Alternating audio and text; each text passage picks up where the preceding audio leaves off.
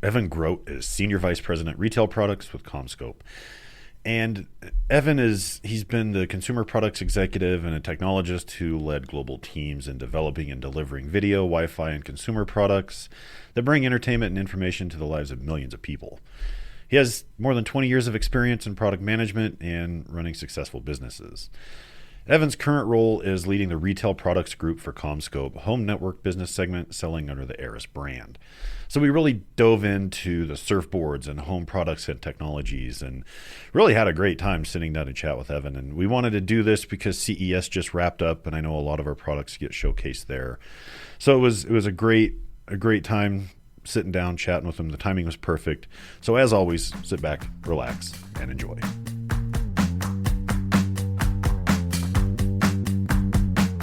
Evan, we've been planning this for a week or two now, and here we are.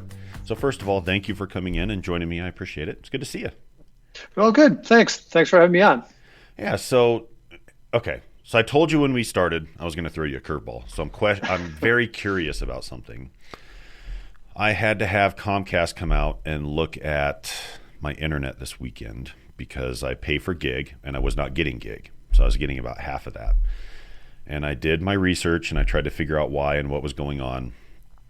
And in the research I did, I found that there were some firmware issues with the modem that I had. I thought, okay, I get it. Like I work in the industry, it's okay. And when I called them and they came out, they said, yes, that could be the case. So how does that work? If I call my provider and say, I think I have a firmware issue, do they come to you and say, all right, let's take a look at this, or do they develop that in-house? No, so typically, products like, the modems and gateways and everything else, we develop, kind of the firmware, and then we release that to the operators. And then depending on, maintenance windows or everything else, the operators, put out the latest in terms of the firmware available. So, and the consumer needs to do nothing. So the latest firmware for gateways and modems is out there today, spinning on the various networks for updates. So that's something that's automatically done, and we automatically release firmware throughout the year, based on needs of the operators or updates that we need to do. Okay, that makes sense. Yeah, and I mean you can't really control that schedule and what they're doing. They have their own windows to deal with and everything else. So that makes sense. Yeah, exactly. Okay, so we wanted to do this after CES, which just wrapped up a couple weeks ago. Yeah. So how did that go? Was there a lot of hype over? Because, I mean, a lot of the things that you and your team are doing and that's out there is very, very impressive. How'd it go? What was your feedback? Oh, it was great. Well, actually, I have to say it was probably the most strange CES because I've been going to the show for literally 18 years. So 18 years nonstop, been to the show.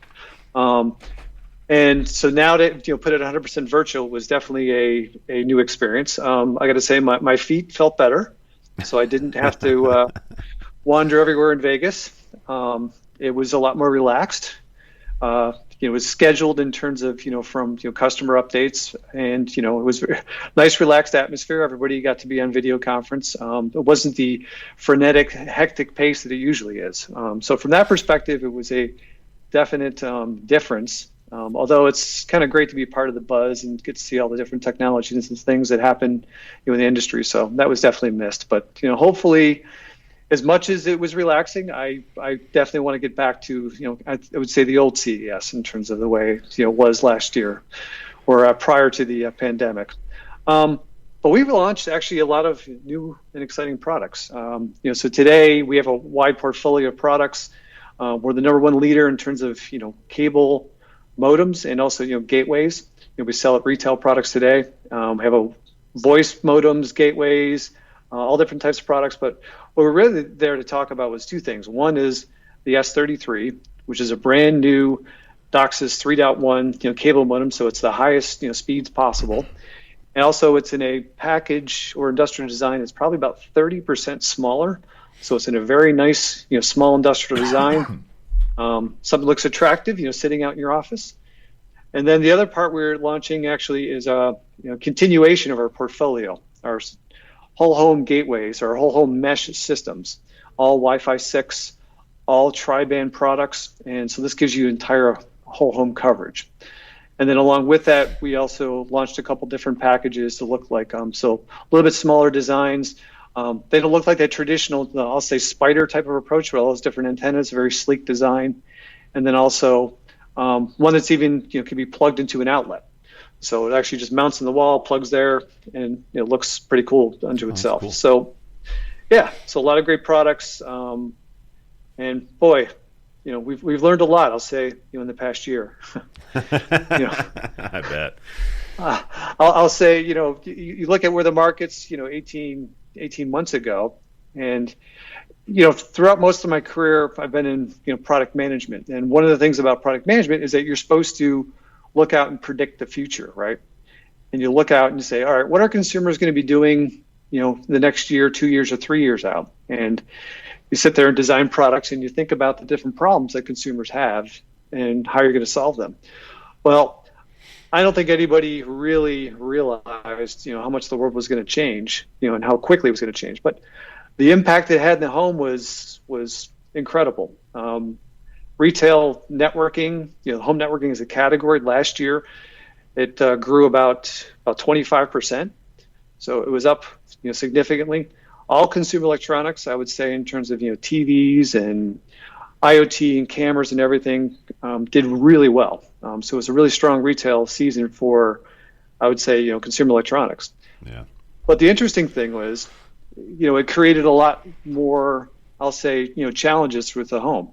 So as much as you plan and think about and say, okay, what's the future going to be like? What the pandemic did was actually accelerate all those different curves. So now, we saw a growth of all these devices coming in.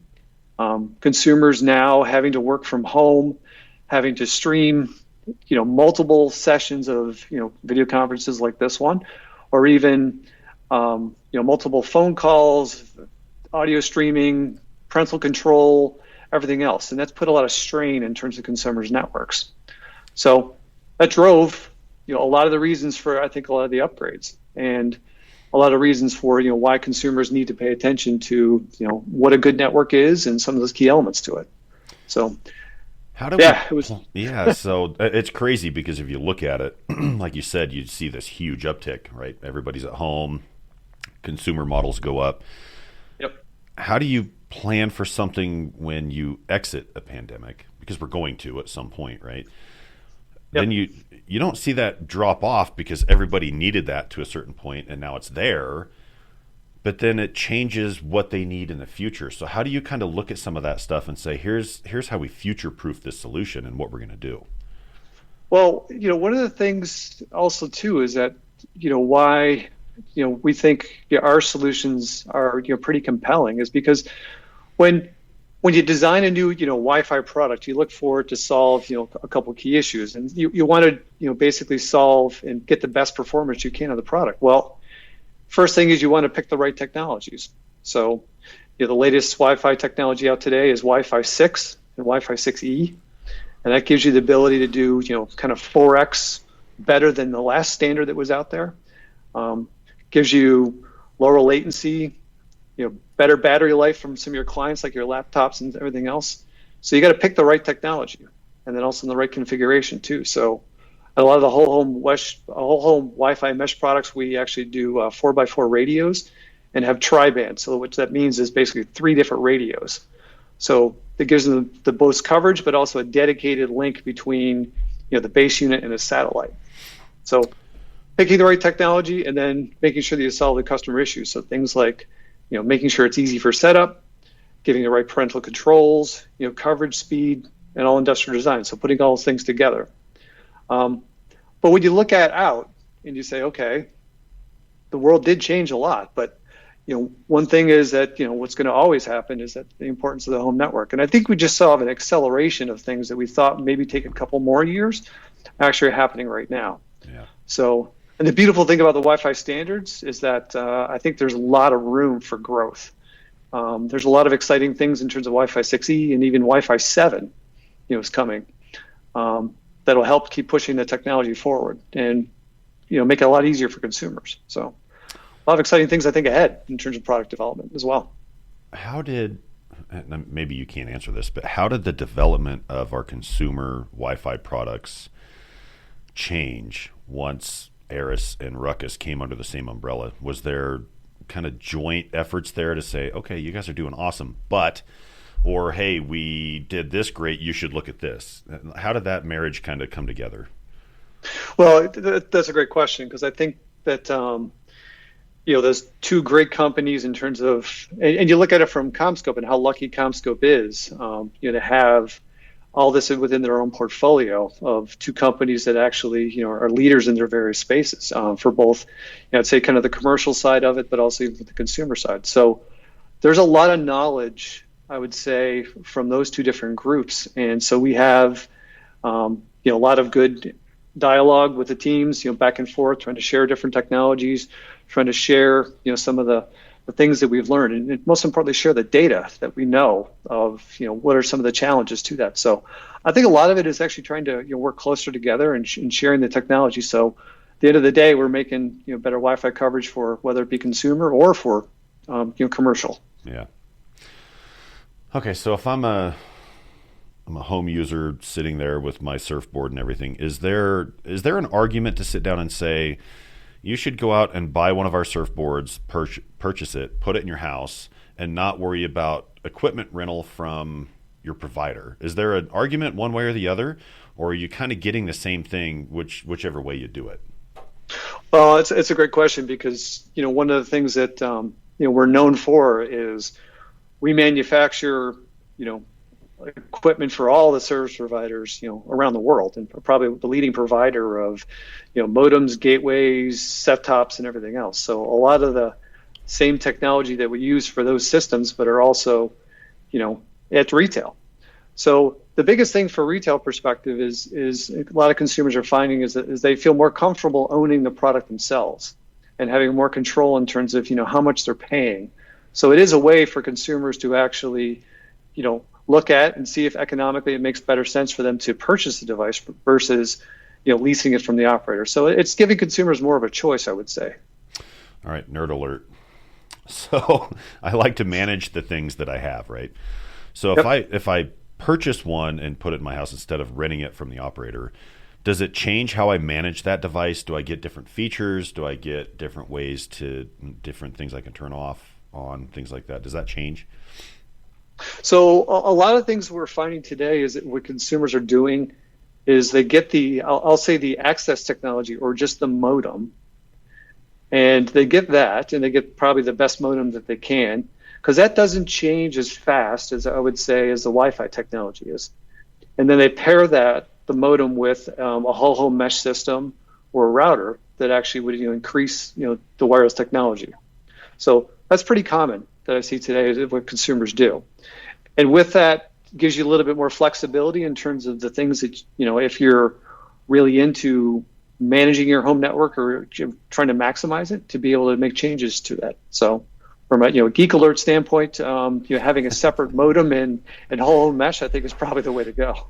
Yeah. So when you look at these products and you put them together, they're meant to be, what's the nicest way to put this? They're meant to be plugged in and they work. That's it. Yep. Right? But now you take somebody like me who says, okay, I'm going to plug it in, but I'm going to put it in bridged mode, and basically I just need it to be an access gateway to make sure that I can get traffic out. I have a public IP, a firewall, everything else.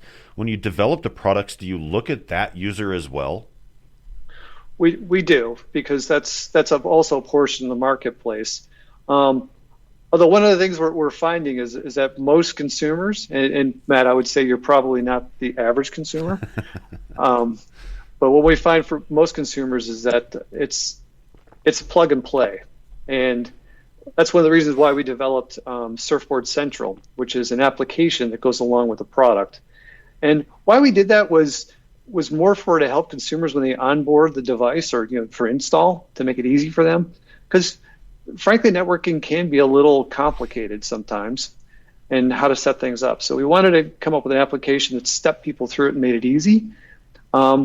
But the second thing to that is it also gave people the option of learning more about their network. So this is where you get excited, which is you can learn more about what's going on with your network. You can see the speed of your network between various devices, from the base station to the router to the satellites and so on. You can see all the different devices that are connected. You can put parental controls in place. You can change in terms of the network configuration. So it gives you a lot more access, but all from an application rather than having to go through a GUI, which is typically how networking products in the past have made. So we've tried to make it simple for consumers, but also even attract and make it a lot easier for people like yourselves who want to tweak and do things more. You know what impresses me the most about that is when you look at the consumer market, right? I'm going to go buy a house. And when I move into that house, I'm not going to have an Ethernet cable everywhere I want it. Like it just wasn't built that way. But what we've done and what you and your team have done is worked around that and said, okay, they don't have all of this. So you can't plug an access point in where you need it. You can't do all of these things that you need. How do we build a model that says, okay, we'll fix that for you? And that's something you guys have done in a really, really great fashion. I mean, you look at the extenders and everything that's out there, all the products, it's just there and it works. You plug it in and you're happy. And I think that's a great thing when you look at it. Because when we look at the support model on the Ruckus side, we have a consumer piece, right? So we have consumers out there, and it's a home model. Yep. And that support becomes more difficult because you have people that, you get a typical enterprise customer that calls and says, hey, I found a problem in Smart Zone. They're going to have some awareness of it, right? But you look at the consumer model, it could be my dad calling saying, hey, there's something wrong with my access point, and you got a guy on the phone going, oh boy, here we go. This guy has no idea what's going on. So simplifying that and putting that together in a package that's just plug and play is really, really cool. It really is. Yeah, it's not just also the plug and play package too, but it's also support too. So I should mention too that obviously since we sell products at retail, we have a call-in center that actually not only provides support for our products, but we do offer it as another service that consumers can also get support for any of their products in their home. That way, it gives them kind of a one place where they can call to be able to get better support. We also are launching. You'll actually see it coming out in the next week, and it's our AI chatbot will be on our website, and it's called Ask Anna, or Eris Network Assistant. And what Ask Anna does is basically you ask her a question about your networking. You ask her about what's the right product. You have some questions about some of the technology piece of it, and Anna will answer right back. Rather, you don't have to call or wait for the call center to open, but it's something that gives you immediate answers too. So we're also trying to find other ways to support our customers, so to make it easier for them, because it's not just coming up with a great device, but there's also I think a lot of other things around that, like the app, like Ask Anna, and even have call support. So it's all in one to try to make a good experience for the consumer. Oh, that's really cool. Yeah. So how do you see your products changing over the next year or two, because everybody has been at home? And now, I mean, you take this is kind of a two-piece question, but sure. The products that you put out, when you put them on a shelf, and a consumer has to look at them and say, "Oh, that looks awesome." So when you do that, is there somebody sitting there saying, "Okay, here's all the pieces and parts we have to put in this little box. You go figure out how to make the box that we surround it with pretty," or do they say, "Here's the box; it's really pretty. Figure out how to make all your pieces and parts fit in there"? Which one happens first? Well, when you design a product, you got to first start with, what's the. I like to tell my product managers, you got to define what's the problem you're trying to solve, right? Mm-hmm. And so I think it's important to figure out, where are we going to be in a couple of years, and figure out all the different use cases associated with that, and then picking the right technologies to kind of go through that. But at the same time, too, you got to have a goal to say, okay, what does this thing look like? Ultimately. And that's why I think we're a little bit different than, I'll say, some of the other equipment providers out there in terms of because we do look at industrial design as something pretty important, because we want to make it look nice, within the home as well. And I know that Ruckus spends time in this as well too, to make it look good in terms of even in places like hospitals and venues and stuff like that too. So industrial design is important, and we don't really go for the whole spider approach of all those different antennas sticking up. We think something that looks a little more sleek, it's a little bit nicer. In fact, I know this is audio, but there is some video aspects of it. But this is our new product, the Surfboard Max. So it's nice and small, and it doesn't have all those antennas sticking up to it. But yeah, there's a lot of elements that go into kind of making the next generation product. Yeah, it's one of those things where you go into the store, you need that modem or something that's going to do, but you also want it to kind of look pretty sleek, and exactly. You take a switch, like the problem with switching, you can go buy 100 ICX switches. They're going to get stuck in a rack in a closet somewhere, and the only person that's going to see them is a poor guy that has to go in there and move a cable in 6 months. So it's really kind of a cool, different approach when I think about it, because we design our products and we know that we just need to make the guts of it work, right? Like the Ruckus switches, right. Access points has to work. And APs are a little different because they're exposed. But you look at the consumer stuff, and we need to make this thing kind of pretty at the same time. Got to make it look pretty. Yeah. But also too, the biggest problem we've found is, if you don't make it look nice, what ends up happening is people take them and they go, I'm just going to bury this thing behind my desk, or throw it in a closet or something like that. And well, you impact the performance by doing that significantly. Yeah. So you're trying to solve two things, which is actually give people the best performance possible, which is putting it out in a nice open area, but people also want to make sure it looks nice. So those are things we consider. Yep. All right. So the hardware and the shell and everything is always a big piece of it, right? That gets it bought and in somebody's hands. But once you have it and you take it home, how easy is it for your average user to sit down and say, okay, I want to make sure that I have parental controls. I want to turn my Wi-Fi on and off at certain times during the day.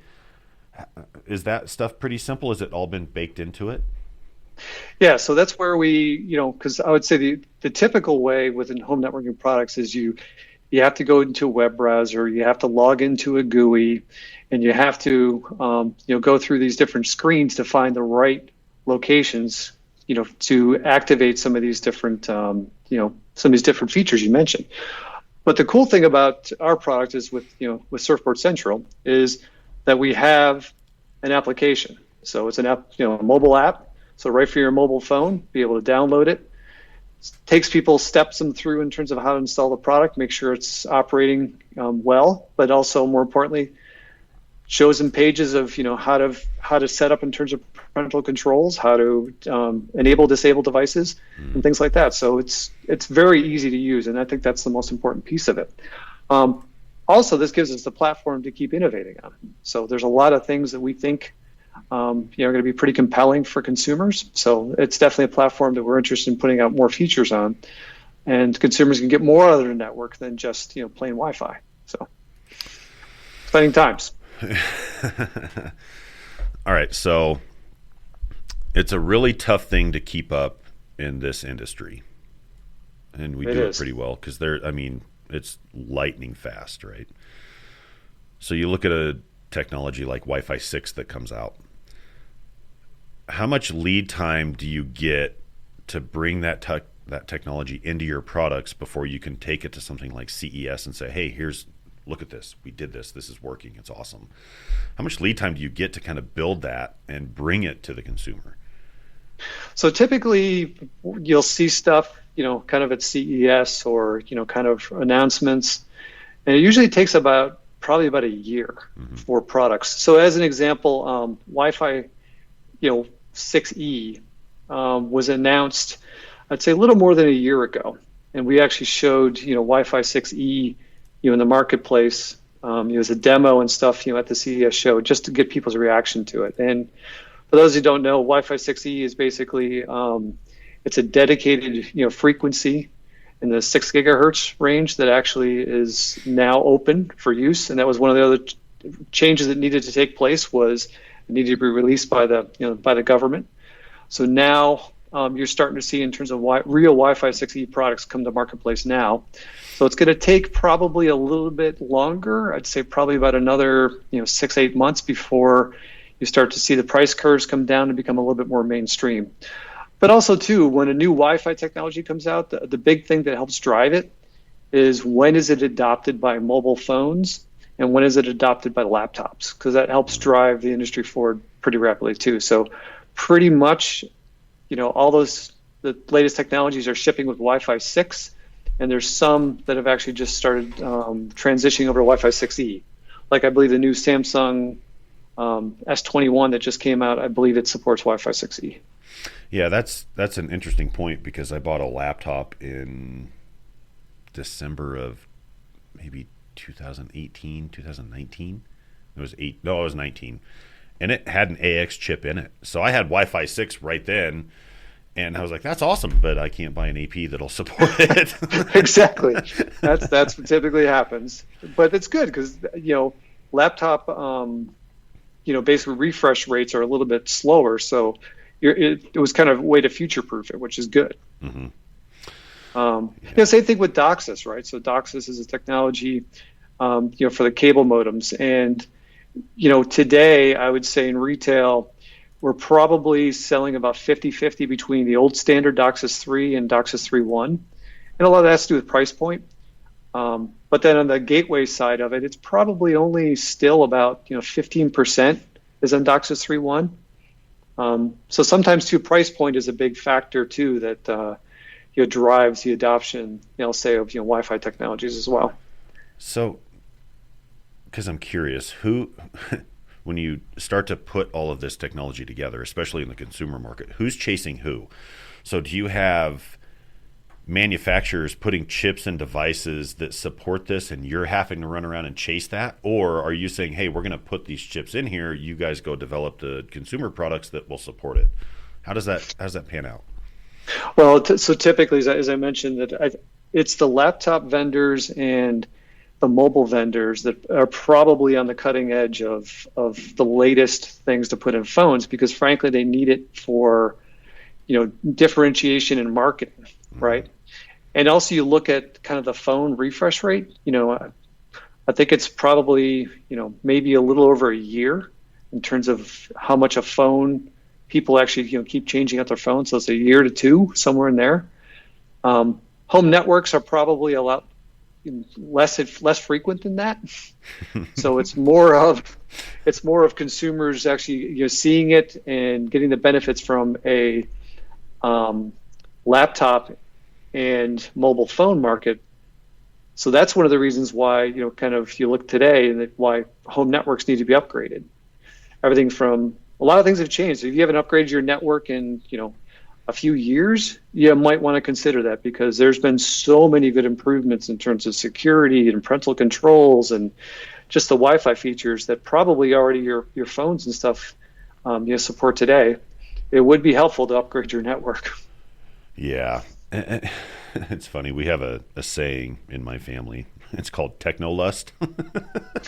So that's great. My mother has teased my dad for years about he has technolust because he loves the new things and all. But then I sit down and think about it, and I'm like, okay, I have an iPhone. I've had an iPhone for years. How often do I really need a new iPhone? You know what I mean? I have an 11 now. I had a 10 forever, and the only reason I had a new phone was because we changed to a new provider. So did I gain anything by doing that from a consumer standpoint? I mean, yeah, physically, hey, look, I have an iPhone 11. Technically, I didn't really gain much from that, but people want the new things, right? So the iPhone 13 is going to come out, and you're going to see a drove of people go out and want to buy it. And they're going to put technology in there that we have to catch up to. So it's really kind of a weird kind of chase your tail thing, right? To keep up with that. It is, but also there's, I'll say, before I put my phone, just as an example, I've got, I had a Samsung phone that supported Wi-Fi 6, and I still had an AC network in my home, and then I upgraded to Wi-Fi 6.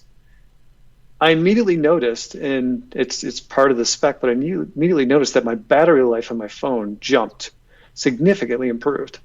And it's because things were a lot more efficient. Mm-hmm. in terms of the Wi-Fi standards. So there are definite, improvements in some of these standards and stuff that happen, that unless you have both ends of the network, I'll say your home network and the device upgraded, you won't see the benefit to. So that's why, it's important, I think, every once in a while I think it's time to upgrade in terms of specifically your home network, because most likely your phones, you'll drop them, you'll have to replace them. But your home network is probably something you should probably upgrade if you haven't in a while. Yep, I agree. And it's funny too, because how much I talk to support and everything, and you look at how do you maximize your network? How do you maximize the features and the technology that you have? And you find out in a hurry that you have to maximize it around your clients. So you can build an access point, you can build a home network, it's going to work great, right? The thing's just going to function. But you can't control the client, because the client's going to have different software, different chipsets, all those things. So you really have to run around and chase that. And that was the most mind-blowing thing to me when I looked at it was, wow, I really have to focus on the clients. It's crazy. Absolutely. Yep. Huh. Well, Evan, here's the thing. You have a standing invite for this podcast to come back anytime you want. Awesome. I'm glad CES went well. I'm glad you were able to get the products out there and show things. And hopefully next year it's more of a physical in-person thing.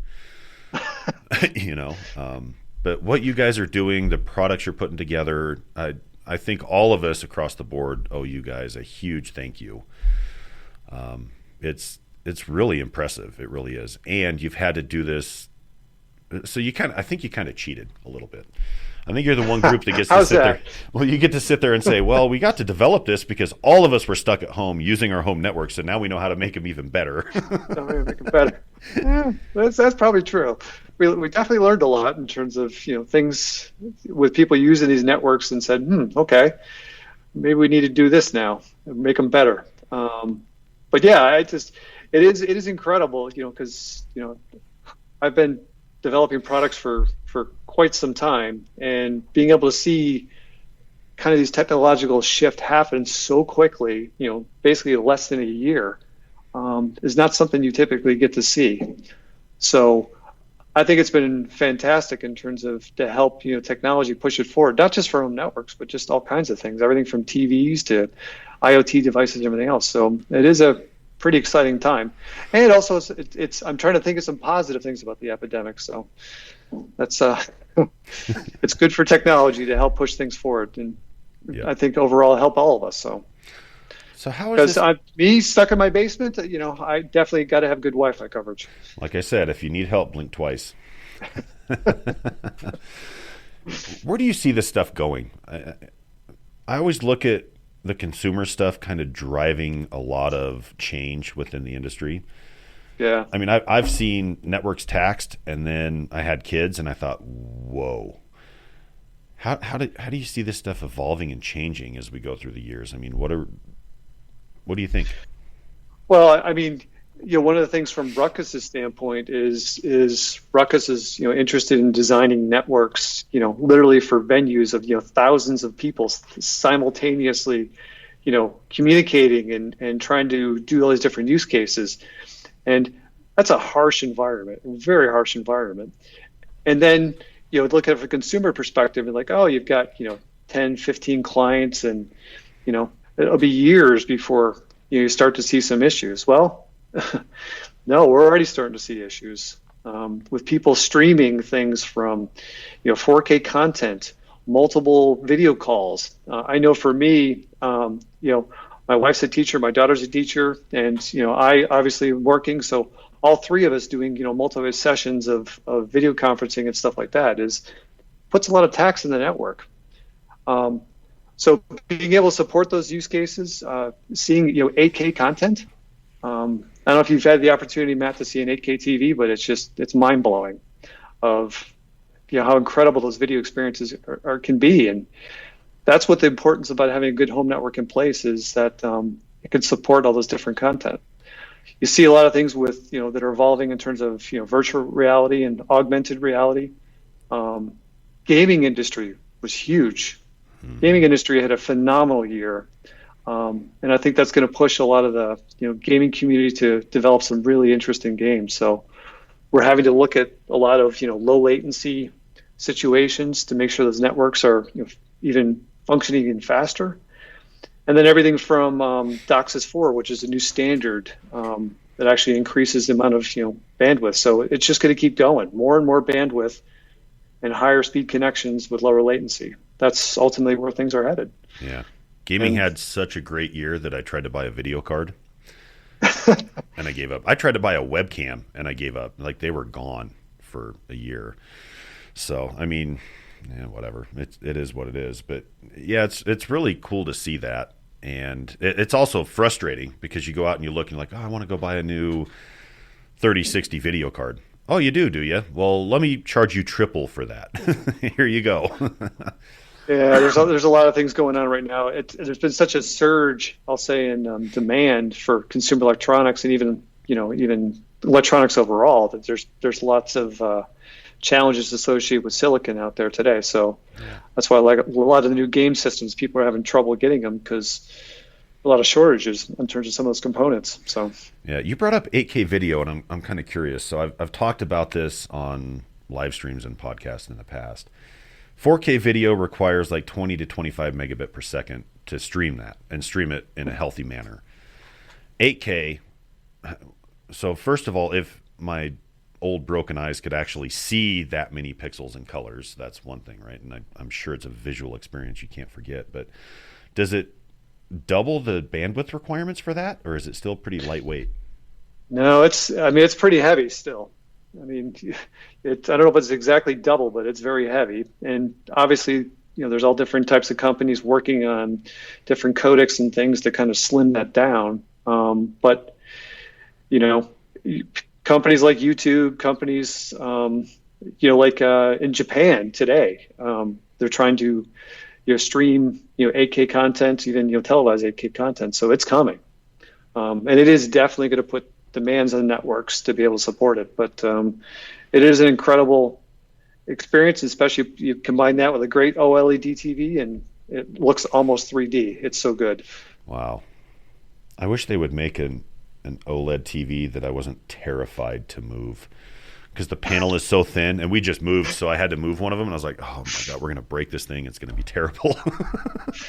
Those things are so thin. I know. And they're amazing. Yeah, and you handle it like a newborn baby. You're like, oh, this is the first time I've held a baby. I'm freaking out. And you know that if you tweak that panel just a little bit, it's done. It'll snap. Yep. So, but we got it there. I stressed my friend out pretty good. He was like, I don't want to move this thing. I'm freaking out. I was like, it's fine. It's just a TV. It'll work. And the whole time I'm freaking out too. So, Evan, I want you to come back and do this again. This is a blast. It was so good talking to you. Well, great, man. I really appreciate it. It was a lot of fun. And yeah, love to. One thing before we wrap this up, if I'm a consumer that needs to find products and I want to go look through them, where do I find those at? Yeah, sure. So today we so under the CommScope, under the CommScope world, we have Ruckus, and we have a company called Eris, and that's the company that the brand that actually I manage, and that's sold at retail. So we sell at Amazon, Best Buy, Target, Walmart, all the major retailers, both online and in store. And then also you can go to shopsurfboard.com, which is actually our website, or even commscope.com to learn more. All information about the products there, and we've got periodic sales running. But as I said, if you haven't upgraded your network, it's definitely worth upgrading your network, because there's been a lot of advancements, I think, for the home that have certainly helped consumers as they live in their basements or in their home offices or wherever they have to be from. So. Like I said, blink twice if you need help. Yes. Thanks, man. And that goes for everybody out there. If you need help, blink twice. We'll come get you. Need help, blink twice. Or we'll just give you faster internet. Either one. Either way. Exactly. Evan, thank you so much. It was good. All right, Matt. Well, thanks. Take care. All right, take care. Thanks, everybody. Thank you for listening to Ruckcast. If you just found us for the first time, be sure to follow or subscribe on your platform of choice so you can be notified of future episodes. If you have ideas for future episodes or can't find Ruckcast on your favorite platform, contact us at ruckcast@commscope.com. And as always, thanks for listening.